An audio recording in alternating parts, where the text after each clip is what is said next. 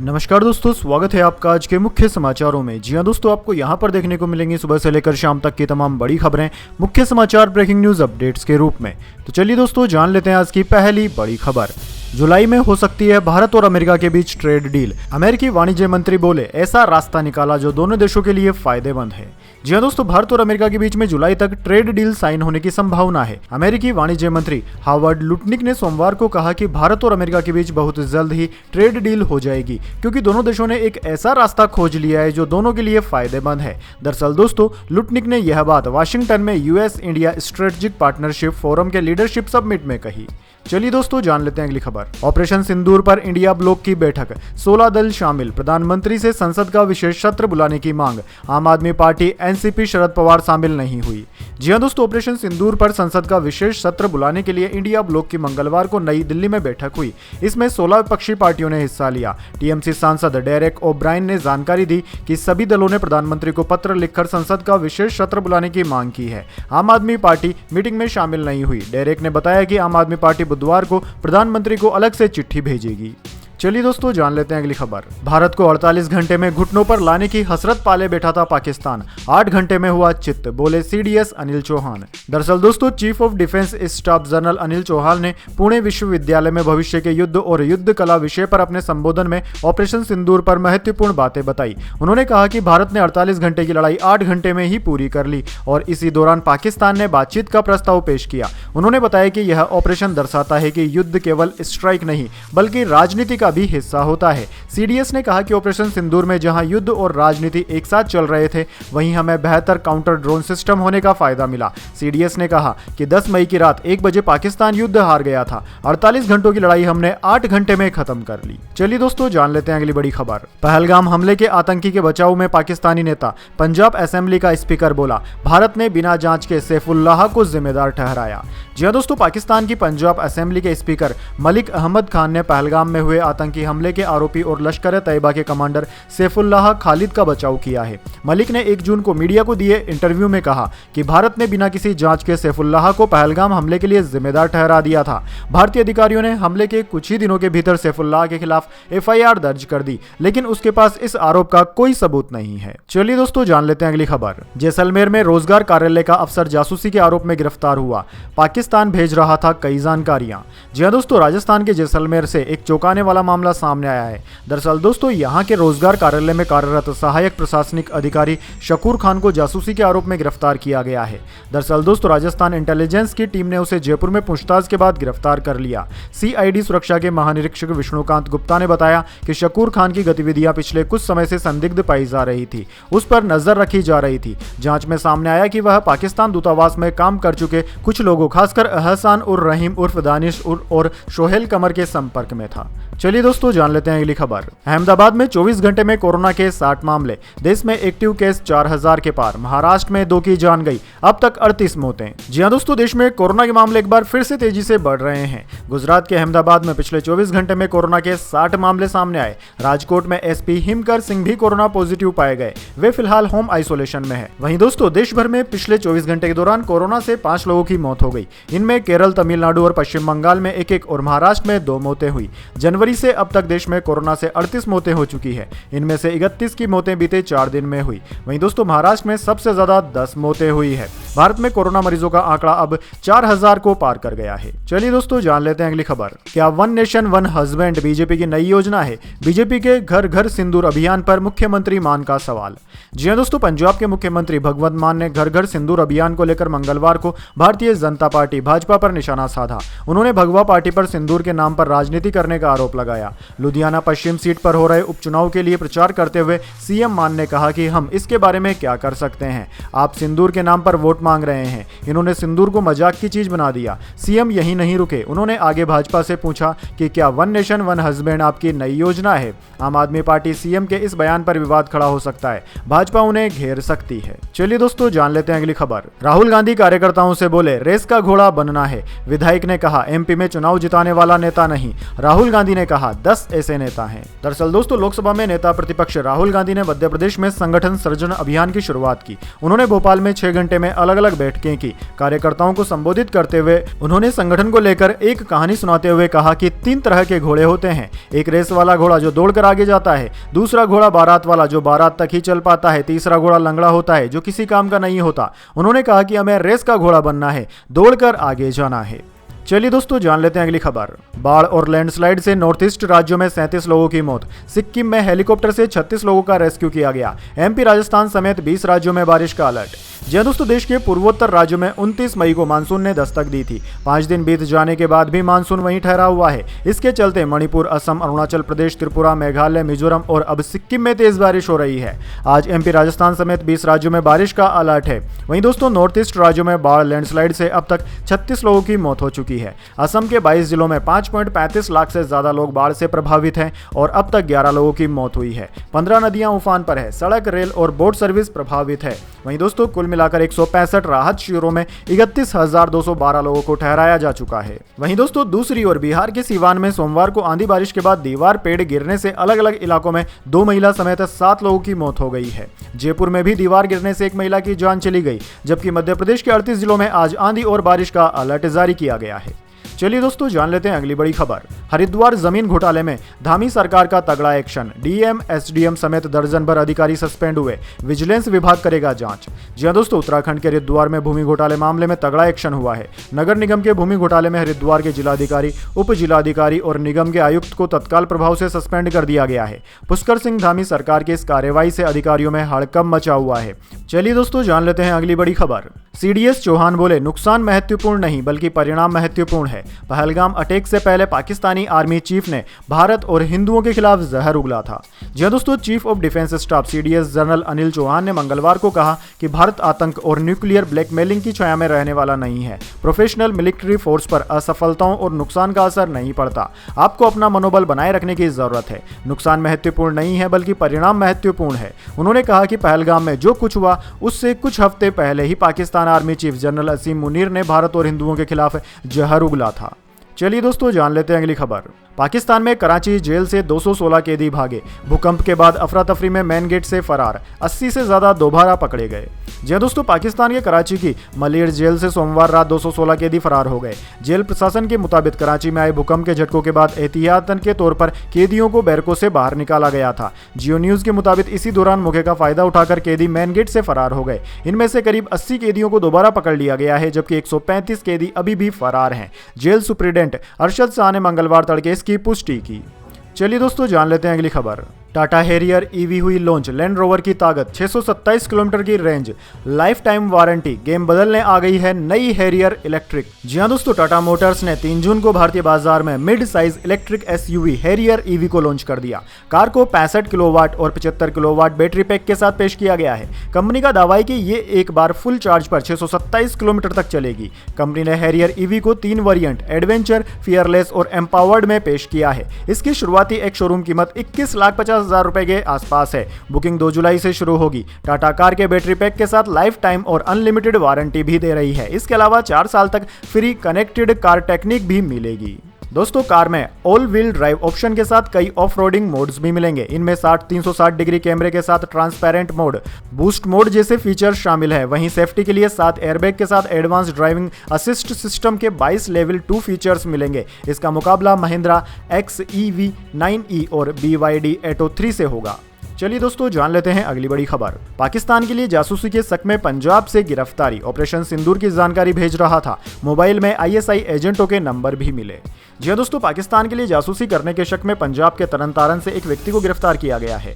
आरोप है कि वह ऑपरेशन सिंदूर से जुड़ी सैन्य जानकारियां पाकिस्तानी खुफिया एजेंसी ISI को भेज रहा था। दरअसल दोस्तों, आरोपी की पहचान तरन तारन के मोहल्ला रोडूरपुर गली नजर सिंह वाली के गगनदीप सिंह उर्फ गगन के रूप में हुई है। यह कार्रवाई पंजाब पुलिस की काउंटर इंटेलिजेंस यूनिट और तरन तारन पुलिस ने की है। DGP गौरव यादव के अनुसार प्रारंभिक जांच में पता चला है कि गगनदीप सिंह 5 साल से पाकिस्तान में बैठे खालिस्तान समर्थक गोपाल सिंह चावला के संपर्क में था। चलिए दोस्तों जान लेते हैं अगली खबर। राज्यपाल ने तमिलनाडु सरकार के बिलों को दे दी मंजूरी, सीएम स्टालिन बोले गवर्नर सुप्रीम कोर्ट से डर गए, सुप्रीम कोर्ट ने बिल रोकने को अवैध बताया था। जी हां दोस्तों, तमिलनाडु के राज्यपाल RN रवि ने सरकार की ओर से पारित 2 बिलों को मंजूरी दे दी है। इनसे 12,000 से ज्यादा दिव्यांग जनों को शहरी और स्थानीय निकायों में नामांकन का अधिकार मिलेगा। ये बिल दरअसल दोस्तों लंबे समय से राजभवन में लंबित थे। राज्यपाल के इस फैसले पर मुख्यमंत्री MK स्टालिन ने कहा कि यह मंजूरी मिलनी ही थी। राज्यपाल को डर था कि अगर फिर से बिलों को रोका तो हम सुप्रीम कोर्ट चले जाएंगे। चलिए दोस्तों जान लेते हैं अगली बड़ी खबर। उत्तराखंड सरकार का बड़ा फैसला, सुपर 100 कार्यक्रम के तहत छात्रों को दी जाएगी मेडिकल और इंजीनियरिंग की कोचिंग। जी हां दोस्तों, उत्तराखंड सरकार ने 100 मेधावी छात्रों को मेडिकल और इंजीनियरिंग प्रवेश परीक्षाओं की तैयारी के लिए निःशुल्क कोचिंग देने के लिए सुपर 100 कार्यक्रम शुरू किया है। विद्यालयी शिक्षा मंत्री डॉक्टर धन सिंह रावत ने समग्र शिक्षा अभियान के तहत सरकारी स्कूलों में पढ़ने वाले कक्षा 12 विज्ञान के छात्रों के लिए कार्यक्रम की शुरुआत की। कार्यक्रम के तहत प्रवेश परीक्षा के आधार पर राज्य के 100 मेधावी छात्रों का चयन किया जाएगा।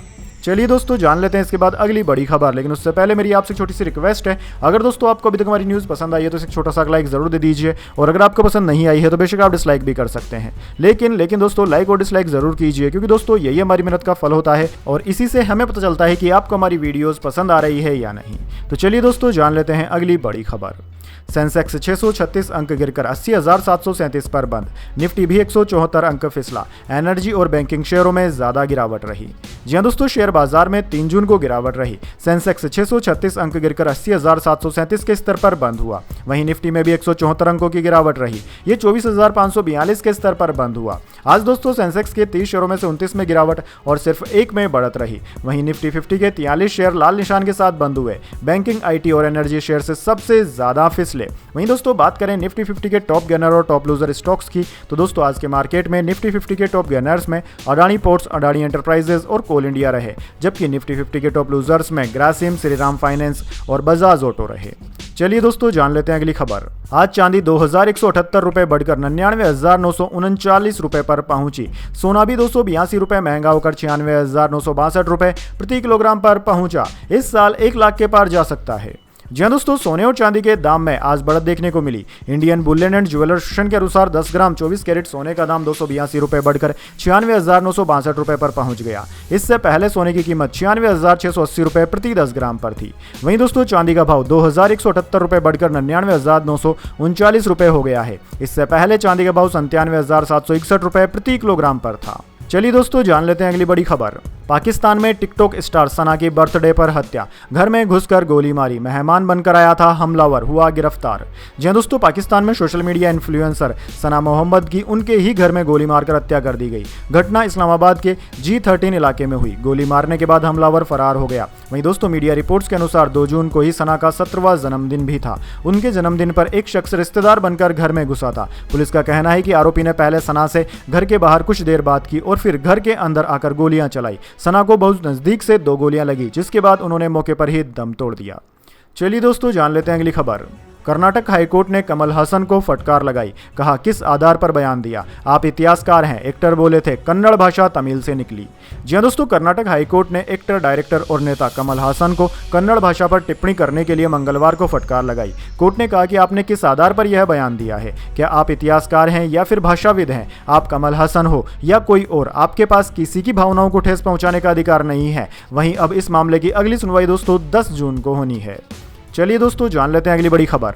ओला इलेक्ट्रिक का शेयर 8% गिरा। हुंडई मोटर्स ने बेचे कंपनी के 14.22 करोड़ शेयर, 731 करोड़ की बिकवाली हुई। जी हां दोस्तों, ओला इलेक्ट्रिक के शेयरों में मंगलवार को 8% की गिरावट देखने को मिली। कंपनी का शेयर 4.10 रुपए गिरकर 49.60 रुपए पर बंद हुआ। गिरावट की वजह दिन के शुरुआती कारोबार में कंपनी के 14.22 करोड़ शेयरों की बिकवाली को माना जा रहा है। दरअसल दोस्तों ब्लॉक डील के जरिए 3.23% हिस्सेदारी के शेयर बेचे गए हैं। इसकी ब्लॉक डील वैल्यू 731 करोड़ रुपए रही। मीडिया रिपोर्ट्स के अनुसार ब्लॉक डील में यह शेयर हुंडई मोटर्स ने बेचे हैं। मार्च 2025 तिमाही के शेयर होल्डिंग डेटा के अनुसार हुंडई के पास ओला इलेक्ट्रिक में 2.47% हिस्सेदारी थी।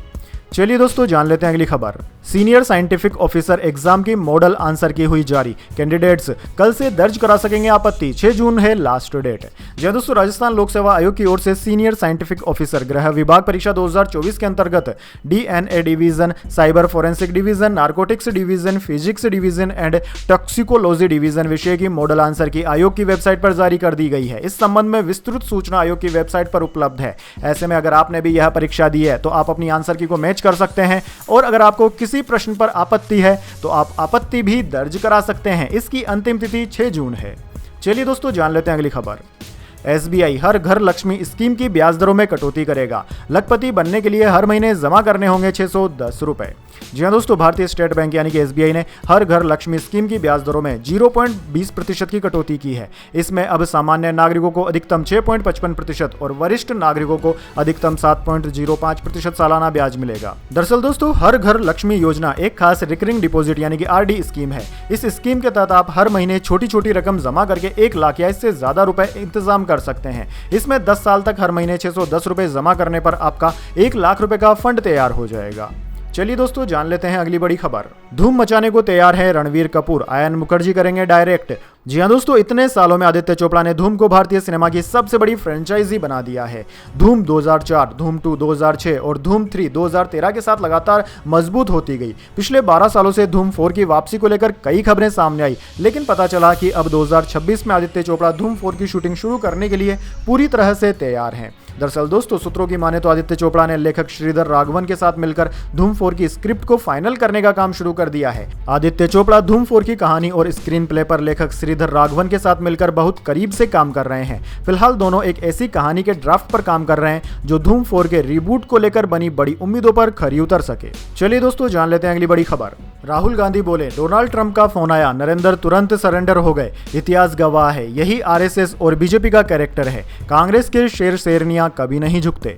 जी हां दोस्तों, राहुल गांधी ने मंगलवार को भोपाल में कहा कि डोनाल्ड ट्रंप का एक फोन आया और नरेंद्र जी तुरंत सरेंडर हो गए, इतिहास गवाह है, यही बीजेपी आरएसएस का कैरेक्टर है, ये हमेशा झुकते हैं। भारत ने 1971 में अमेरिका की धमकी के बावजूद पाकिस्तान को तोड़ा था। कांग्रेस के बब्बर, शेर और शेरनियां सुपर पावर से लड़ते हैं, कभी झुकते नहीं है। इससे पहले दोस्तों राहुल गांधी ने मध्य प्रदेश में संगठन सृजन अभियान की शुरुआत भी की।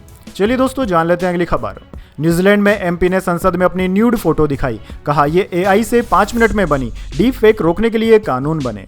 जी हां दोस्तों, न्यूजीलैंड की महिला सांसद लारा मैकलेर ने संसद में अपनी एक एआई जनरेटेड न्यूड तस्वीर दिखाई। उनका मकसद लोगों को यह बताना था कि ऐसी फर्जी तस्वीरें बनाना कितना आसान है और ये कितना खतरनाक हो सकता है। लारा ने संसद में कहा कि उन्होंने एक गूगल सर्च के जरिए मिली वेबसाइट का इस्तेमाल करके कुछ ही मिनटों में अपनी डीप फेक तस्वीर बना ली। उन्होंने डीप फेक और एआई को नियंत्रित करने के लिए कानून की मांग की है। उनका कहना है कि यह मेरी न्यूड तस्वीर है, लेकिन यह असली नहीं है। मुझे ऐसी डीप फेक तस्वीरें बनाने में 5 मिनट से भी कम का समय लगा। चलिए दोस्तों जान लेते हैं अगली बड़ी खबर।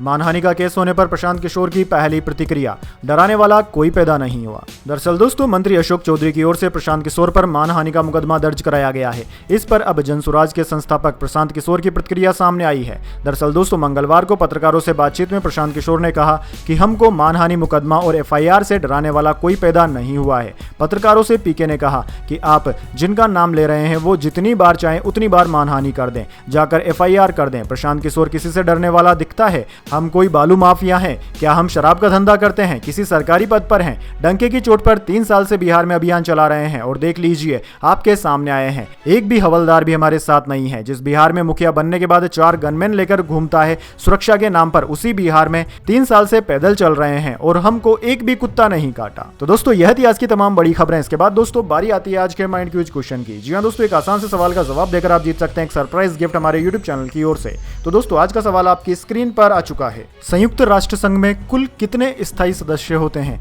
जी हाँ दोस्तों, अगर आप जानते हैं संयुक्त राष्ट्र संघ में कुल मिलाकर कितने स्थायी सदस्य देश हैं, तो जल्दी से वह संख्या कमेंट बॉक्स में लिख दीजिए। अगर दोस्तों आपका जवाब होता है एकदम सही और आप चुन जाते हैं लकी विजेता के रूप में, तो आपको मिल सकता है एक सरप्राइज गिफ्ट हमारे यूट्यूब चैनल की ओर से। तो दोस्तों जल्दी से अपने उत्तर कमेंट बॉक्स में लिख दीजिए, वीडियो को लाइक कर लीजिए और चैनल को सब्सक्राइब करके बेल आइकन भी दबा लीजिए। धन्यवाद। वंदे मातरम। जय हिंद, जय भारत।